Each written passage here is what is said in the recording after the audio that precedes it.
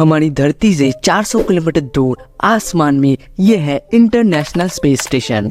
ये space station पिछले 25 सालों से हमारी धरती के ऊपर घूम रहा है।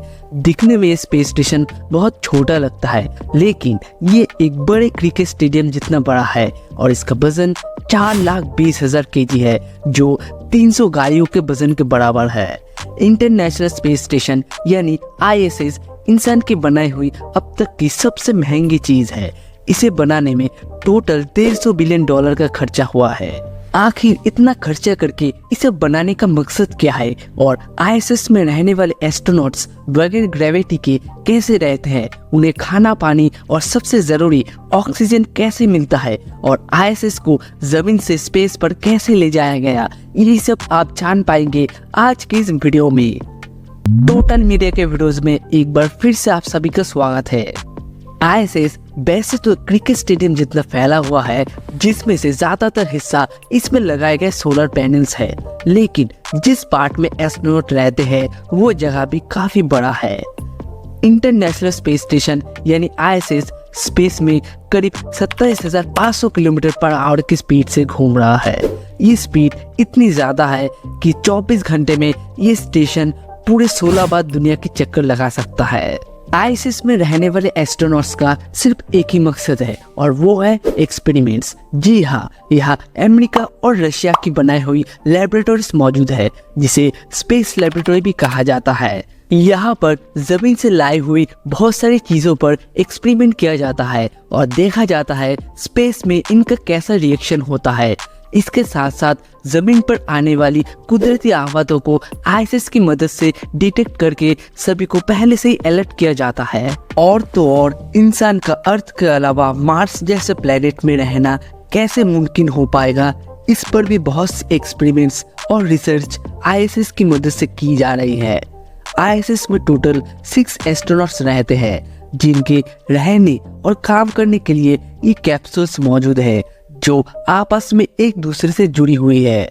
नहाने धोने से लेकर खाने पीने तक और एंटरटेनमेंट से लेकर एक्सरसाइज करने तक इन कैप्सूल्स पर एस्ट्रोनॉट्स के लिए बहुत सी चीजें हैं। अगर कोई चीज नहीं है तो वो है ग्रेविटी।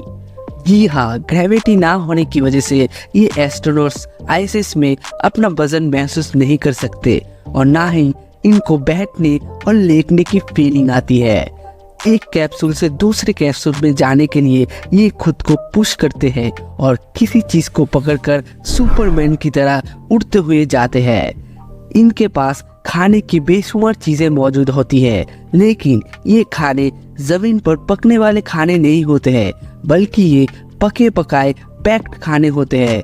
हम जो काम रोजाना जमीन पर करते हैं वो सारा काम स्पेस में ग्रेविटी ना होने की वजह से बिल्कुल अलग तरीके से किया जाता है, जैसे कि पानी पीना, दांतों को ब्रश करना, वॉशरूम यूज करना और एक्सरसाइज करना।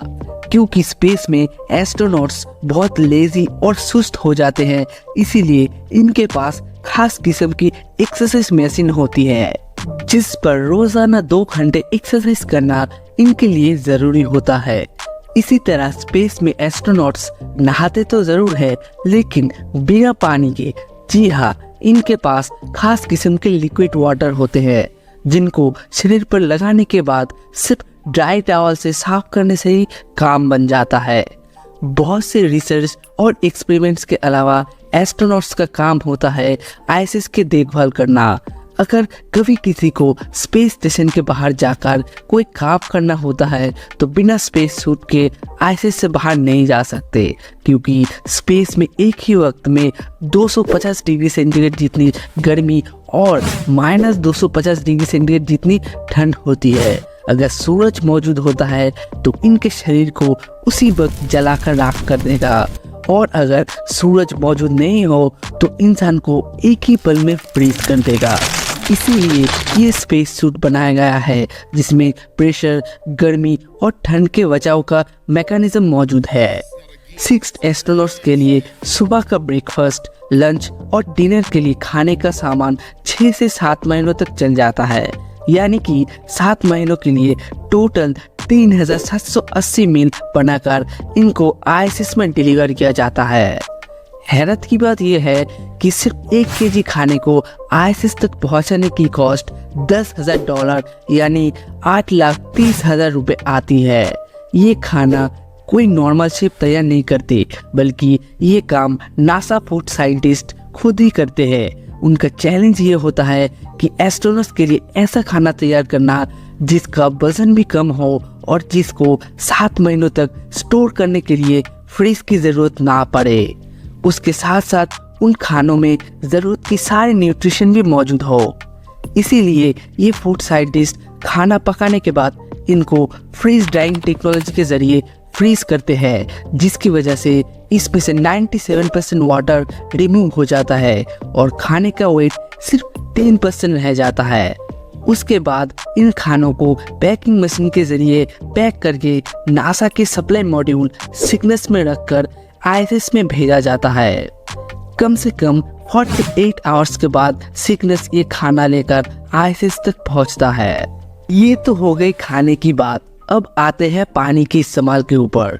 ISS पर रहने वाले एस्ट्रोनॉट्स जमीन पर रहने वाले इंसानों के मुकाबले सिर्फ 1% वाटर यूज करते हैं।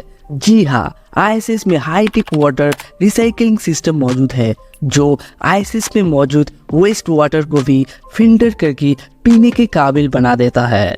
आपको ये बात जानकर हैरानी होगी, जो पानी एस्ट्रोनॉट्स ISS में पीते हैं वो होते तो बिल्कुल साफ है, लेकिन असल में वो पानी ISS पे मौजूद ह्यूमन वेस्ट को रिसाइकल करके वापस साफ किया जाता है। यहाँ तक कि इनके शरीर से जो पसीना निकलता है वो भी वाटर रिसाइकलिंग सिस्टम खुद ही एब्जॉर्ब करके उसे फिल्टर करके वापस यूज करने की काबिल बना देता है।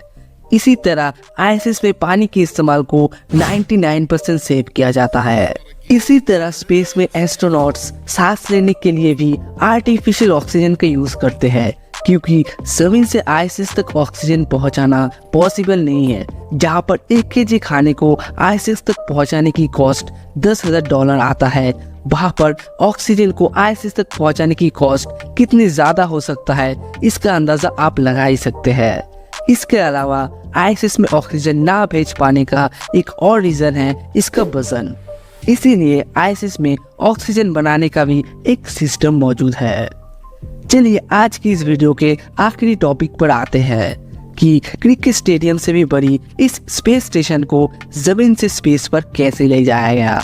तो आपके जानकारी के लिए बता दूं, इंटरनेशनल स्पेस स्टेशन बहुत सी मॉड्यूल्स को जोड़ कर बनाया गया था।